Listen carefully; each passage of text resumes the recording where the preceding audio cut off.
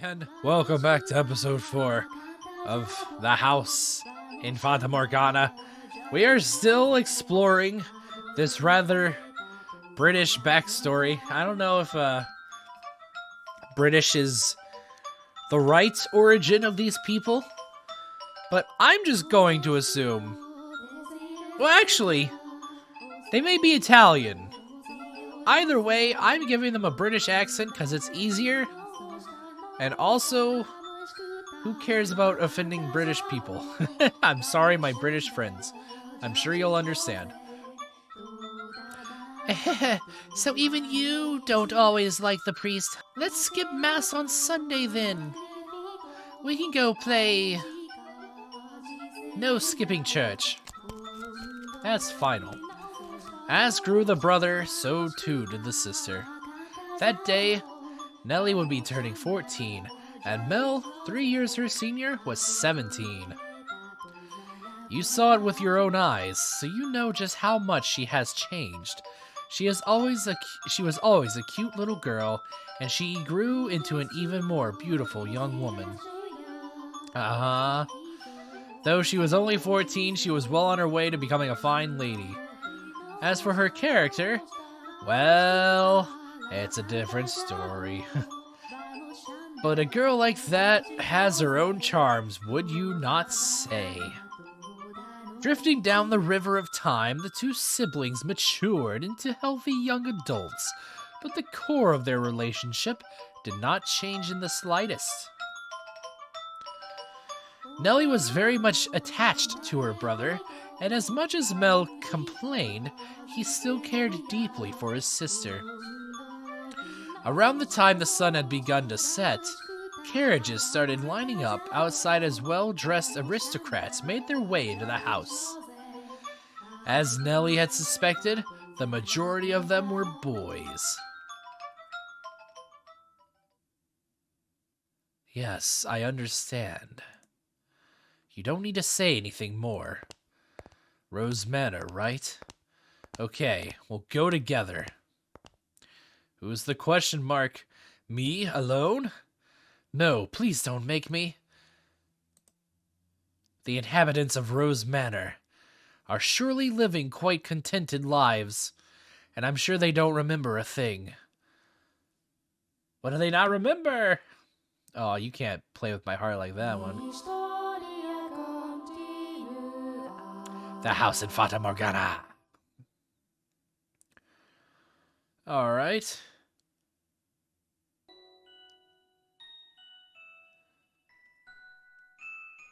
Where are we at? I need a save, by the way. Let's save. I have not saved at all. This, I would like to say, oh my god. That is so small. That text box is very small indeed. Holy moly, how many saves do you need of this game? It's kinda crazy. Anyways, back. The room with the fireplace was always kept in pristine condition so they could entertain guests at any time. Walls colorfully decorated with tapestries and stained glass windows gave testament to their great fortune. You can see the vague outline of William Shakespeare himself hanging over the fireplace with his spaghetti hair and his smile? Question mark? The servant's first assignment every morning was to clean this room. Pitchers, silver plates, and silverware were polished to a shine so they could be proudly put to use at a moment's notice. And for events like their daughter's birthday, the room served an even more important role. The table's tops were removed, so they had ordered new tabletops with designs made especially for this occasion. A giant Dungeons and Dragons party. 16 players decide the turn order by rolling dice. And once the banquet had drawn to a close, tables speckled with half-empty wine glasses and leftover candied fruits were moved off to the side to make room for, of course, the festivities. Good evening, Lady Nellie. You're looking particularly lovely today. I don't know why this is my default voice for non-important characters, but we're just gonna roll with it. Nellie, I have these jewels cut just for you. You'll let me have this dance, won't you? Oh no. I'm so sick of it all. What's the matter, Nellie? You look exhausted. These are pretty good. Want one? I know you like sweets. They're apples, candied, and rock sugar, I think. You disappointed me, dearest Mel. What did you think is the matter? They just keep coming. It never ends. It's driving me up the wall. Everyone's just repeating the same lines they've been taught. They all think pretty jewels and requests to dance are enough to make a girl swoon. But I think that is true for you, Nellie. Though, why is she disappointed with me? Oh, I think I'm done with birthday parties after this year. They'll probably throw an even bigger one next year. Huh? Why? Well, you know, you're about that age, Nellie. We are a reasonably distinguished family, so there are a number of different houses that would like to have connections with us. So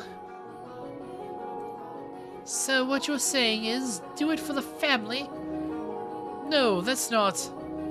I won't date or marry anyone. Good for you for standing up for yourself, Nellie. I have no interest in being used as a pawn in their inter-family politics. Pawn? I wouldn't go that far. And I'm sure Father wants to let you choose yourself. You know, someone you actually love. Love? But what is that? I never thought I would hear you talking about love, dearest Mel. You don't even understand what makes Shakespeare's plays so beautiful, and you're talking about love? It's the spaghetti! He always had spaghetti in his plays. That's why he was called Shakespeare, because you shake the bowl of spaghetti, because it's a half bowl, and you cover it up and it becomes a full sphere of spaghetti. You fell asleep during Romeo and Juliet, and you're talking about love? We went all the way out to the Globe Theatre, too. Okay, so we're in England. Well, pardon me for being ignorant when it comes to romance and the arts. But you're not, Nellie. Shakespeare's make-believe story made you cry like a baby. Anyone would cry at that. You'd have to be crazy to sleep through it. That's not what I'm saying.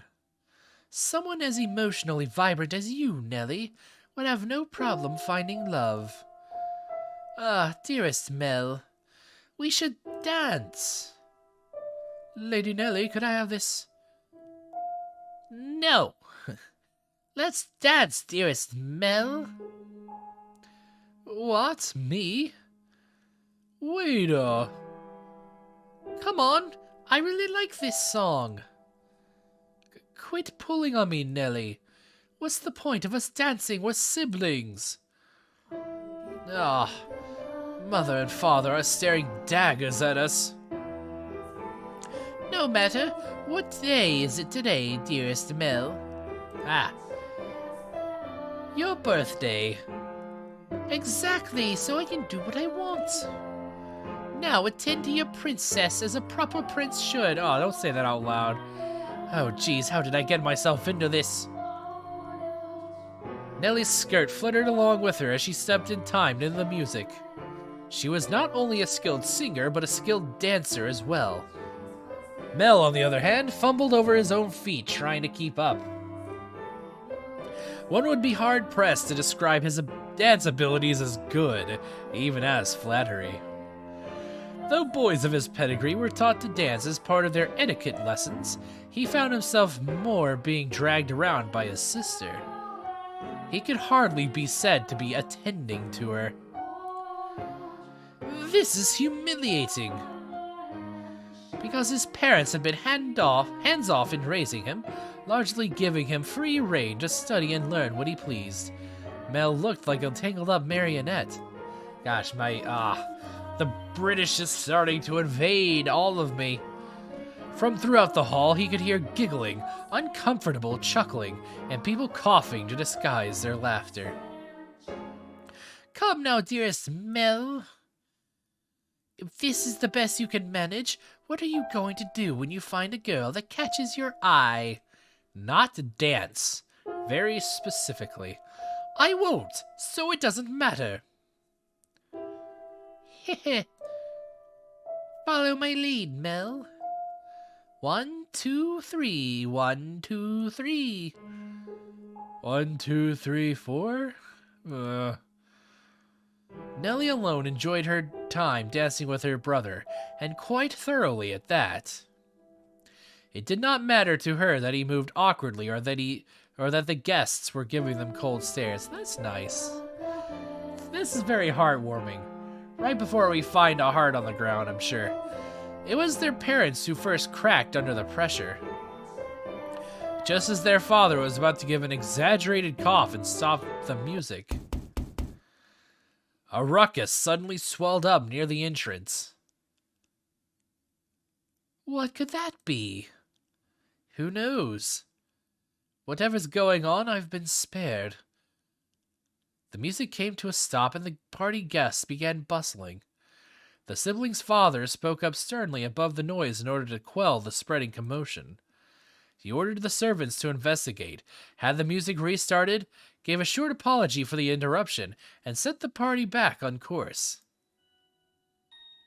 I went to go check on the entrance with the other servants, as I recall. Oh my, why are you looking at me like that? These are not my memories, but those which dwell within the mansion.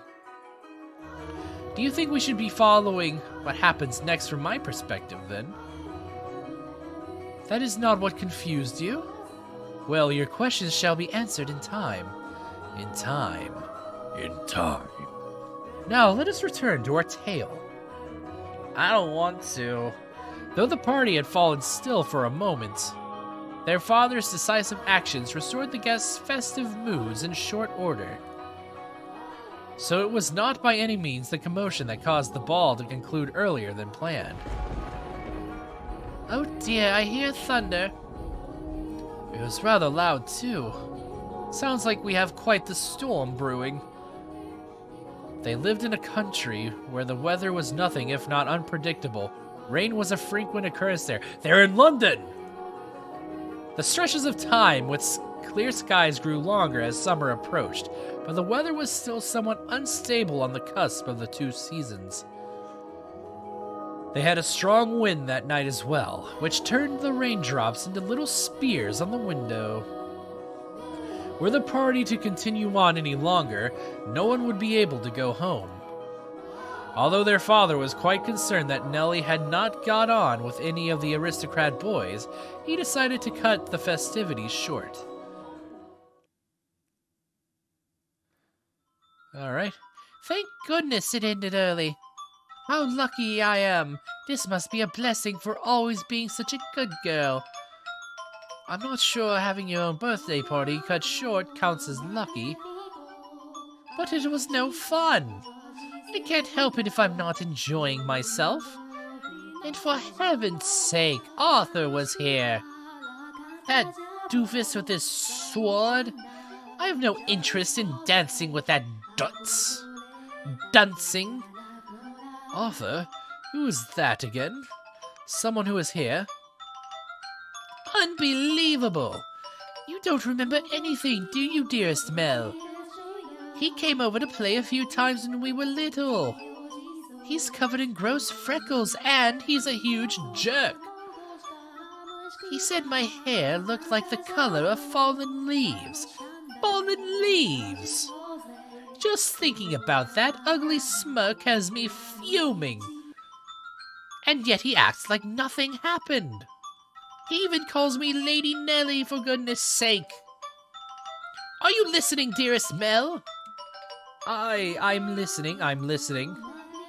I wonder what the ruckus earlier was. Ugh, you weren't listening, were you? Who cares about that? Sorry, but aren't you curious? It probably wasn't another guest, at least. Or it probably wasn't another guest, at least. Maybe a cat sneaked in. You think so? I do. But enough about that. Would you like to play cards in my room, dearest Mel? Seriously, I'm exhausted though. It's not even that late. Ugh, fine. Something feels kind of off. A cat? I want to go check. Come on, hurry up. Hold on. You don't need to drag me, Nellie. My birthday isn't over yet, so you're not done attending to me. Oh, Nellie. Okay.